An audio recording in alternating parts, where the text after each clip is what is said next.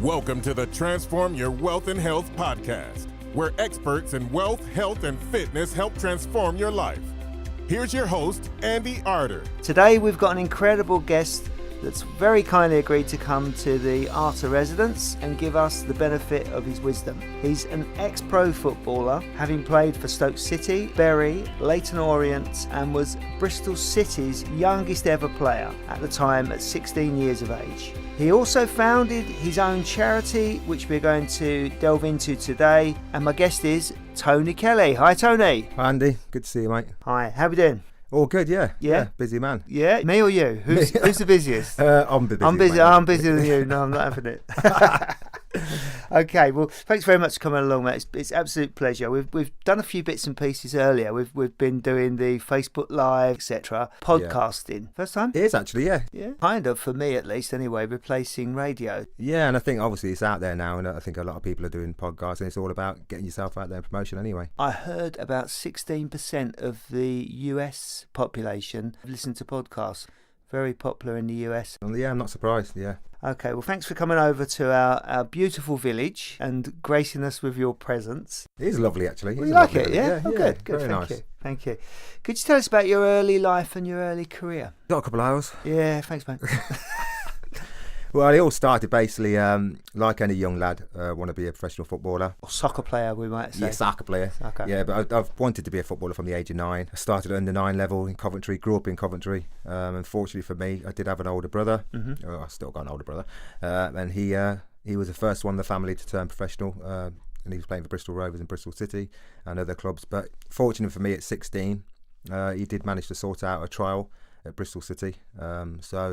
Yeah, that's when it started. Fortunately, I got a YTS scheme, which is basically what the scholars have today, a 2-year contract, 16 to 18. That's where my football journey started for Bristol City, straight from school, yeah. Straight from school. So that was a scholarship YTS. So yeah. You kind of had it laid on a plate for you and managed to cock it up. Yeah, exactly, yeah, to use kind words, cock it up, exactly. Yeah. You know, I'm proud of the record I achieved at Bristol City, which lasted for, I think it was 20 years. It's broken now, I think 2005. Which is became the youngest player to play for Bristol City's first team, which was 16 and 244 days. And like most people within the club, and obviously my family and friends, it was only a matter of, you know, it's more or less guaranteed that you're going to get a pro contract at 18 and, you know, be at Bristol City for years to come. But unfortunately, my wild ways and my wild living, and, you know, that's what I talk about today with other people, parents, kids, about attitude. It's not all about talent. You know, I had a hell of a lot of talent, but my attitude stunk. And Terry Cooper, the Leeds and England player, he let me go at 17, a year before my contract. Do you blame Terry or yourself? No, not at all. I blame myself. I mean, looking back, when you're 16 and you're learning the game and developing, trying to get a professional contract, the last thing you want to be doing is going out nightclubbing, with senior pros and coming in at 4 a.m. to your lodging. So yeah, that's the kind of thing I was doing. I think it's one of them where you think you've made it when you haven't, obviously. Yeah, the youngsters of today have it slightly differently. I'm imagining that the promising youngsters probably earned more money than you earned back in those days, even as a youngster now. Yeah, as an 18-year-old, if for instance, if you sign a pro contract at, say, Tottenham, you'll be on 4 or 5 grand a week straight away as a first contract. In terms of the scholars today, I've worked at Tottenham Up to Football Club for 2 years, so I've dealt with the scholars, and I know, you know, it may sound bad, but it is true. They are pampered. They don't have to do absolutely anything. If you look back to my days as an apprentice, you know, we were cleaning the terraces, we were doing the washing, we were cleaning the boots. So it did teach us that discipline side of things, which are things important as you go on in life. But yeah, today they've got it easy. So all the time you were playing football, you had a secret, and your secret was your addiction to gambling. Yeah. Do you want to elaborate, or yeah, basically, the actual gambling as such started when I signed for South East London Club. I've left Bristol City now. I'm on the next new road of semi-pro football, trying to get back into the game. And I was 18, and that's when I started to have my first bet on the old football coupons. And that's where it all started in terms of eventually developing an addiction. Yeah, and the addiction really kicked in when I signed for Stoke, really. I think that's when I obviously had more money. I lived a certain lifestyle, and yeah, that's when it really kicked in, the addiction throughout my pro years. Yeah, and after football. I highlighted something in your book. Yeah. Your book was an absolutely brilliant book, by the way. Thanks, mate. Thank no, you. pleasure. I did say to you at the time, I'm either going to read this book in a week, or if not, it's going to go with the dozen others that I've got, which I've read 6 to 10 pages and just put to one side, and I read it in a week. So thank you Good very on you, much. mate. Good on you. No, thank you. It was really good. The thing about it is warts and all. Yeah, definitely. There was quite a few warts. You've got some stuff that you've done that you're not proud of, but that was probably down to your addiction as well. Yeah. I mean, one thing in particular. I mean, we talk about addicts, whether it's alcohol, whether it's drugs. The way to feed your habit and what people will do. And unfortunately, people do get in a situation where, there is no way out, and they need to feed that addiction. They can't stop, and they'll do whatever it takes. And one of my regrets, I suppose, was doing a kiss and tell with the news of the world. Okay. I'd done that. I think I was about 33 or something. I finished football. As I said, I've racked up a lot of debt, so I was still gambling even after my professional football. So, I was thinking of ways of how to clear some of my debts. And like I said, you would do anything. And opportunity came to do a story with an ex-EastEnders actress, which we can't name, obviously. And it's something that I'm not proud of, to be honest with you. It wasn't .com, was it? No, it wasn't .com. All right, fair enough. Then. No. It was something I'm not proud of, to be honest. I look back and I think, geez, you had to really do that just to get money, just to gamble. And the money went within a few weeks anyway. So something not too proud of. Yeah, well, I'd like to read a little excerpt from your book, if I may, because it kind of sums things up a little bit for me. So you've written, that's what gambling does to you. It takes you on a roller coaster ride through all the emotions, from exultation to total despair. Naturally, this affected my game. When I had won, I would be on a high and play well, but when I would have lost, it would usually lead to a stinker on the pitch.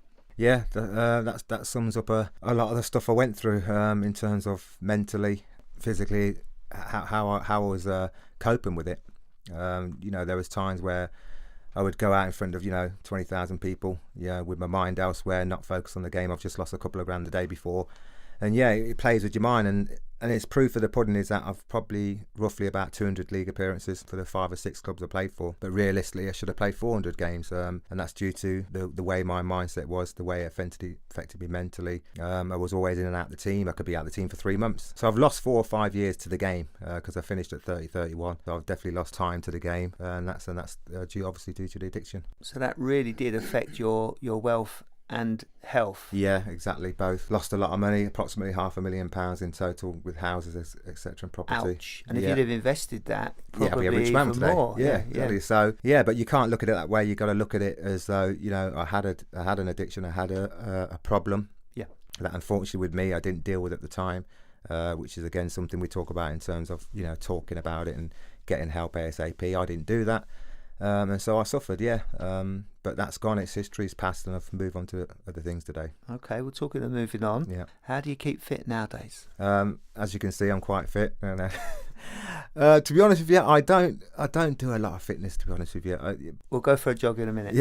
Yeah, on your own. But partly because I'm so busy. I mean, we'll talk about it more. But red card. That old chestnut. Come on, Tony. Red card is partly taken over my life. I'm a very busy man. Yeah. But the truth is, I think everyone should do some kind of fitness. And I'm going to start. I'm going to vow in the new year to start doing some jogging and start getting down the gym a bit and doing something, because it's for your mind as well as your body. Oh, here's my time to put my plug in then. Yeah, there you go. I have lost 30 pounds in weight in a 90-day period. So I put an effort amazing. in, conscious, lost some weight. And if I can touch on it as well, might I say you've lost quite a bit of weight yourself? But would you like to talk about that? Because I know the reason why. It's something that's happened about 5 or 6 weeks ago. I unfortunately, people were saying to me, "Oh, God, Tony, you've lost a little bit of weight," because obviously I don't put on a lot of weight, and I've kept myself trim the last few years. And people constantly telling me, you've lost weight. So I went on the scales one day, and there it was. I lost 1 stone and 4 pounds in no time, in literally 4 or 5 weeks. So obviously I was worried. There is cancer in my family, so I was thinking the worst. So I went to the doctors, got all the tests and etc. to the hospital, all the blood tests, and I was diagnosed with hyperthyroidism. I'm glad I said it right. Hyperthyroidism. Well, it's easy for you to say. Yeah. So it was obviously something new to me, never heard of it. And they explained to me that I've got a hyperactive thyroid, which is your thyroid in your neck, and which basically is sudden weight loss and obviously other symptoms. So I'm on medication. It's something that's going to be dealt with. See the specialist in October. It's not going to be a problem long term. So yeah, but it's quite shocking and quite surprising, you know, to see yourself all of a sudden, you know, losing that kind of weight. And some people would absolutely love it, of course, but not if you don't know the reason why. Yeah, so, if it's unintentionally, exactly. So what would you say your main priority in life is nowadays? Good question. I think because I've been what I've been through, I look back on obviously my football career and obviously what I've been through, you know, mentally with the addiction. And so when I started to get on the new journey, so to speak, with Red Card, which is 2013, when I decided to write the book through advice of family members, and also to get my story out there for awareness and for my family and friends. Because at the end of the day, you know, my family didn't know the depths of my addiction, so they didn't, you know, had no idea what I've been through and what I've lost and all the loans and all the credit cards and all the cars sold and the repossessions. How did it end up in total at the end of your career? Did you have any money left over, or? No, I finished my career with a £192,000 bankruptcy file. Ow. Which is absolutely ridiculous, really, when you think about it. But yeah, that's what it was. And obviously I was looking at a way to move on. And to be honest with you, part of the counselling I had, obviously I had counselling, but I had it too late, which is what I talk to people about, why you've got to talk ASAP. Is that how you started your recovery? Yeah, and that was all about reevaluating my life and looking at hope and looking at the future. And going bankrupt was, to me, it's probably the best thing I've ever done, because it cleared all my debt and it gave me a new focus and perspective on life. And that's when, moving forward to 2013, I decided to put my story to print, and that's how the Red Card project started from there. Right, so the Red Card Project's named after the book, or the book named after the... The Red Card Gambling Support Project, which is the organisation I founded in 2014, followed on from the Red Card book. So yes, the Red Card book was about getting awareness out there for young people, and I followed that on with the team of addiction specialists we have at Red Card, and to basically promote education, awareness and prevention of gambling. Do you think you've changed since you started the Red Card addiction programme?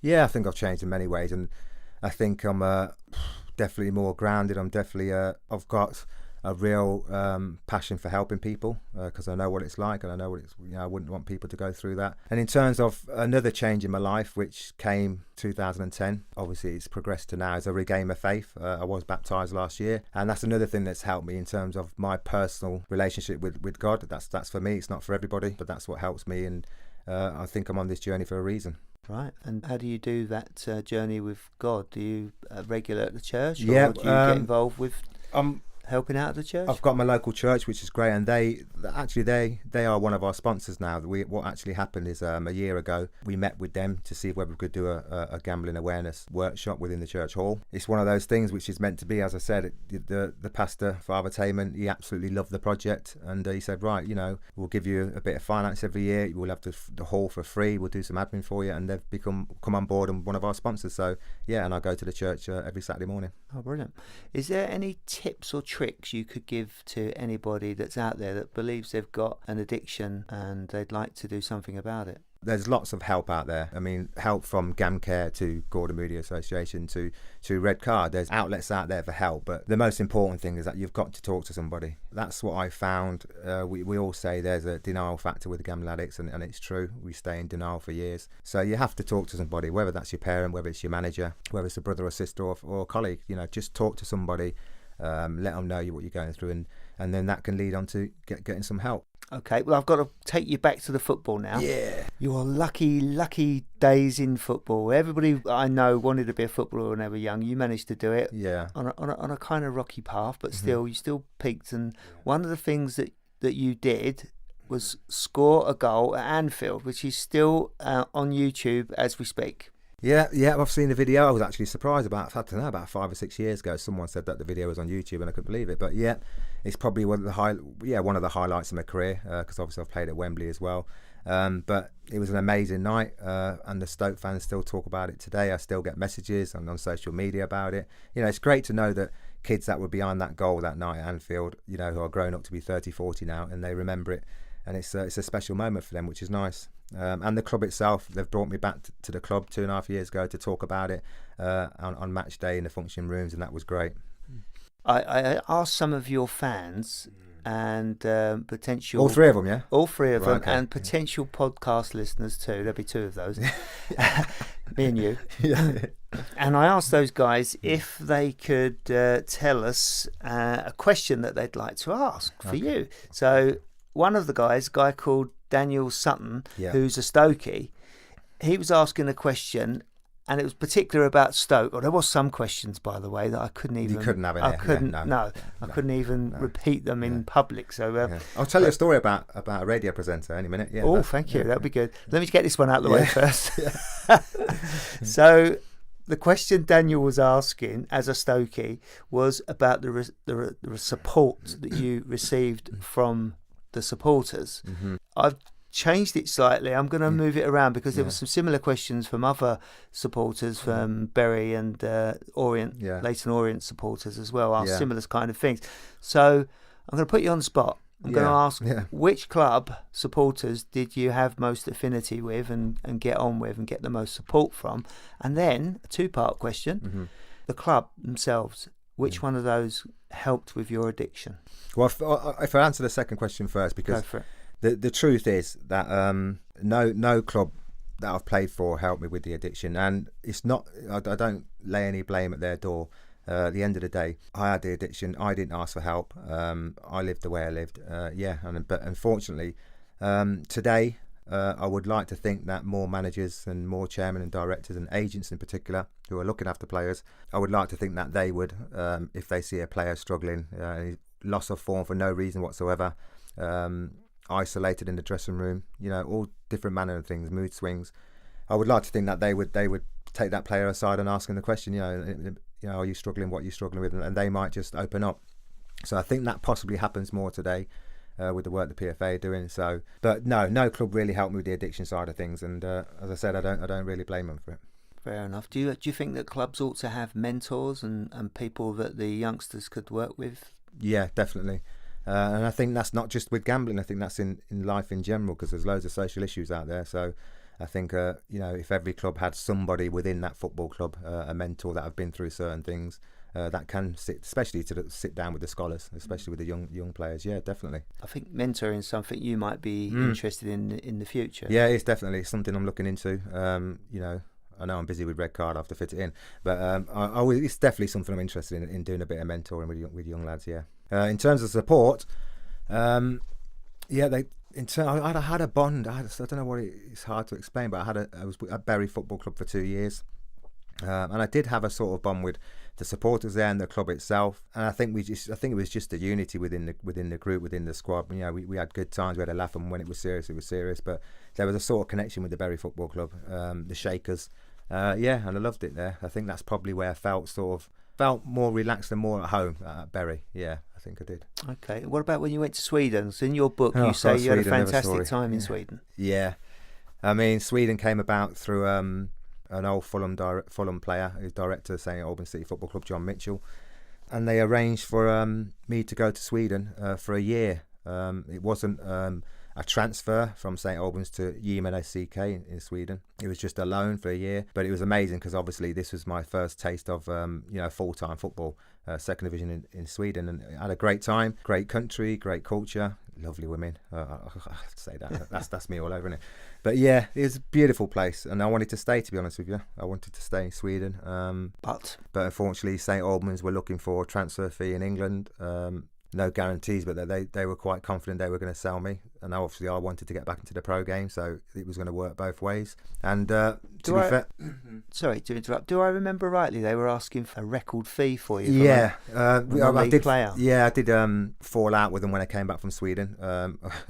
For a couple of weeks, I fell out with the board because I went on trial as soon as I come back from Sweden. It wasn't long before the scouts were buzzing. I went to Southampton with Chris Nicholl. And I was offered, and these were the days of Letizia and Shearer playing. They wanted £100,000 for an unproven player, for a player that's in non-league, which them times was too much and unheard of. So St Albans City said they want £100,000 or you're not going anywhere. So that scuppered my chances of going to Southampton. So obviously I fell out with the club. To be fair, they turned around and said, well, okay, the next offer that comes in, we'll let you go. And eventually went for £40,000 to Stoke. Oh, it started your career again. Yeah, I started my career again. Under those circumstances, I guess that chairman wasn't your favourite, but who's been the best person you've worked with in football? I'd have to say Lou Macari, because I remember 5 or 6 weeks before we played at Wembley. Now, obviously, it's every player's dream to play at Wembley. I mean, it's not like today. Anybody can play at Wembley. They play semi-finals there, for God's sake. I mean, it's all changed. But back then, it was actually a dream come true to play in the old Wembley Stadium. We got to the cup final of the Football League Cup, and I got injured beforehand, and I wasn't going to make the final basically. And Lou Macari, said to me, look, you're going to be playing in the final, so we can have what they called then, I didn't know what it was, but what they called then a cortisone injection. And so he said it will hurt, but it will cure you. You'll be fit. And I had this cortisone injection in my knee, and it absolutely killed.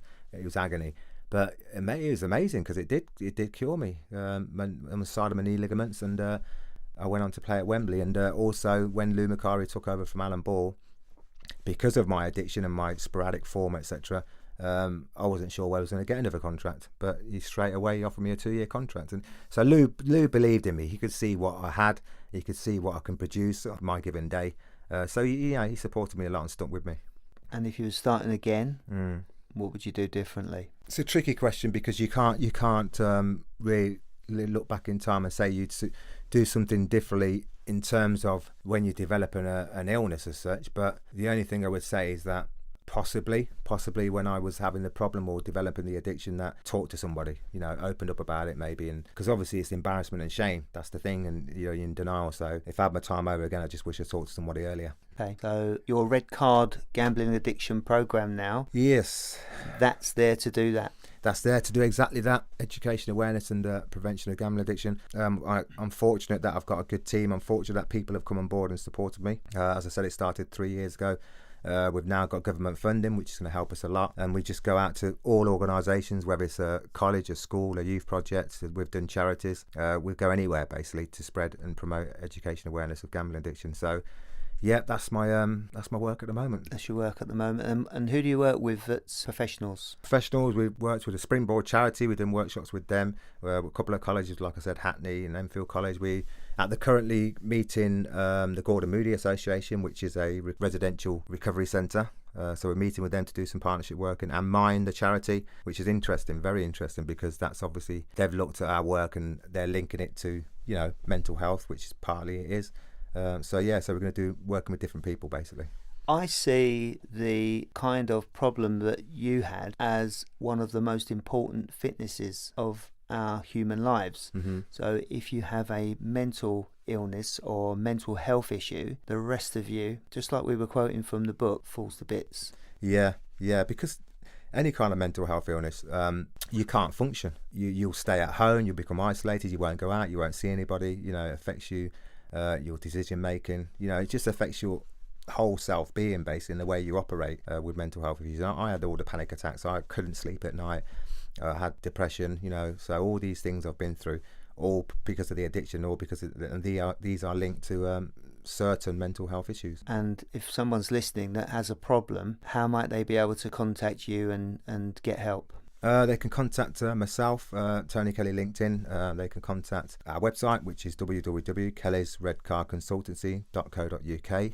All our information will be on there, and contact details. They can talk to us confidentially, and contact me through all the sources through Googling, which obviously is social media and Facebook, etc., and Twitter. So I'm all over social media. You're all over it. That's brilliant. So they can contact me anywhere. Okay, I wonder if you might help us with a change of pace now. Yes. Something that I call hearts and minds. Hearts and minds, okay. Yeah, so what I want you to do, if you could tell us a way that you've helped somebody and possibly delve into the emotional side of the way that you helped them. Well, I've got a story in terms of helping someone to a certain extent. Obviously, with our workshops, we've got feedback sheets that we've done in the last few months where, people have actually filled in the feedback sheets with comments such as, I'm going to stop gambling now. They've heard my story, it's touched them, it's made them aware. So I'm sure that will help people in that way with all the students that we've been in front of the last few months. On a one-to-one level, an interesting story. I was football club, and we had a good player, He's about 25 years old. He's a very, very good player, but he had a tendency to go off the rails. He had a tendency to get sent off. He had a really bad temper, a really fiery temper. He's one of them guys that you have to be careful what you say to him. You know, he's one of them type of guys. And we couldn't, as players, it was every other week. He'd be round with the manager. He'd be round with the players. He'd be offering players out in the dressing room. You know, he was an absolute nutter, basically. He's 6'2", built like a house. And yeah, very intimidating. And this happened throughout the 2 years of my career. There was a point where I said something at half time or something like that. And he said, I'll see you outside afterwards, you know, and things like that. I think to myself, well, I said to him, okay, yeah, all right, we'll talk about it afterwards and all that. You know, that was a big mistake, I thought. But anyway, we did talk about it. He calmed down and he goes, I'm sorry, Tom. I'm sorry, mate. You know, I'm just going through one or two things. I'm sorry, mate. I go, all right, no problem. And he continued with his erratic behaviour over the last 2 years of the contract. And I finished 2 years up. I finished my football, left football, done and dusted. Not sure when. We'll call him John. Not sure where John went. And 20 years later, I got a message on LinkedIn, which is roughly talking about a year ago. It was John, and John was saying to me, "Oh, you know, great what you're doing, etc. I've got something to tell you. Can we talk?" I go, "Yeah, no problem. Give me a call." So he gives me a call, and we have a chat on the phone. We're reminiscing about 20 odd years ago, and then he just told me that he was a gambling addict, and he lost everything. He lost his wife. He lost his house. He's now living with his mum, and he's 45 years old. Yeah, he lost a whole lot. He's a white van delivery driver. He said even in that conversation, he said he doesn't know what to do. He can't stop. He's been sectioned, which really shocked me. Yeah. So he's been through the mill. I said to him, okay, look, you know, we can help you. You can talk to one of our addiction therapists. A meeting was set up for him to go to for an assessment, and basically was going to go and have some therapy with one of our addiction therapists. But unfortunately, and again, this is something we touched on before about denial. Unfortunately, he didn't turn up for the appointment, and I'm not sure. This is something I've got to follow up. I'm not sure what he's doing now and whether he's got that help with the gambling. But that was something where we were in a position to help him. We offered the help and give him the help. But it's got to be down to the individual to set that help and get help. But yeah, he's been through the mill such as myself. Wow. So you're not alone. There's plenty of people out there. Yeah, exactly. Yeah. So get help that's the message. ASAP. Yeah, sure.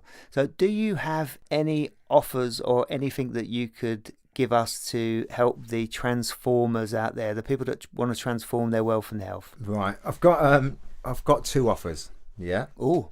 One is more personal and more business-like, and one is more I'm intrigued. One is more community and free. So I'm going to offer 2 signed copies of my Red Card book. That's kind, thank you. Which is the book, obviously detailing my whole life and battling with gambling addiction. You can read the rave reviews on Amazon. So I'm going to offer two signed copies of that. Hopefully, whoever takes them, hopefully I'll be able to be there and sign a form if that can be worked out. But the other one is as part of raising funds for the Red Card, apart from our government funding and apart from my work, we still continue to raise finance any way we can. So one of the things I want to put out there is I've got my 1992 Wembley shirt at home. Wow, I didn't know about this. I know you didn't. Yeah. So I've talked to a few people about auctioning it.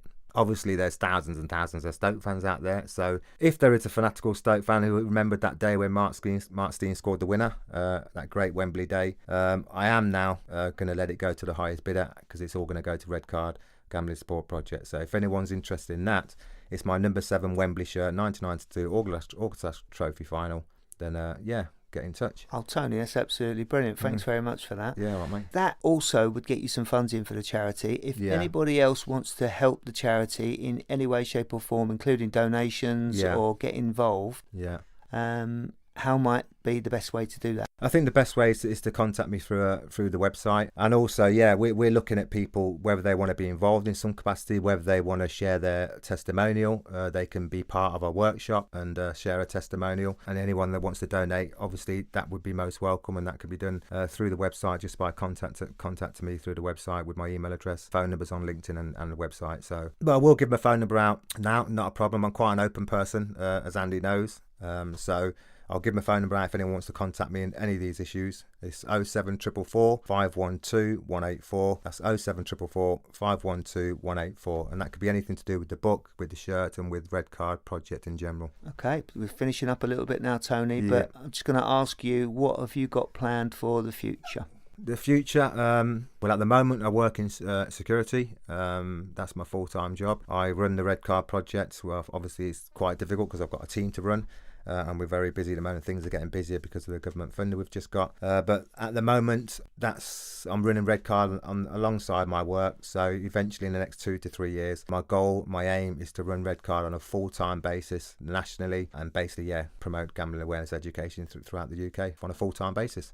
I wish you luck with helping everybody around the country that's got problems. Do you think you'll ever get involved in other addictions as well, or do you particularly want to stick with gambling? I think because of what I've been through, because of my experience, I think, but our team talk about other addictions. They're the specialists at the end of the day, and when we do our workshops, they do touch on other addictions and addictions per se. So we touch on that anyway. Well, listen, thanks very much for your help today. Hopefully we've helped some other people. Yeah, definitely. And wish you all the best for the future. Right, thanks a lot for having me, Andy. Thank you. Cheers, mate.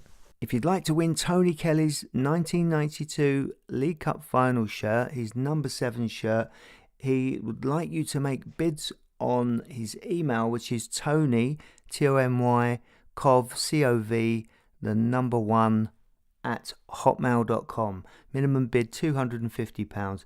Now Tony's hoping that a mad keen Stoke City supporter will make a huge bid and he can put the money towards his charity Redcard for people with gambling addiction, and he'd like to, if possible, give the shirt in person with some signed copies of his book. So there's a little extra special bit too. Come on, you Stoke City supporters, get some huge bids in there and help a charity out too. If you'd like to contact myself, you can contact me on www.transformyourwealthandhealth.com on the website, or transformyourwealthandhealth@gmail.com on email, or via Facebook, our Facebook page and Facebook group, Transform Your Wealth and Health. If you subscribe to the podcast at the end of October, we're going to do a draw and everybody will get a prize. We're going to have physical books and ebooks and discounted products from the guests that are on the show. So if you subscribe and send me an email at transformyourwealthandhealth@gmail.com to let me know that you've done so, then we will put you in the draw and we'll make the draw at the end of October and let the winner know. I hope you enjoyed that episode, and until next time, start transforming your wealth and health now.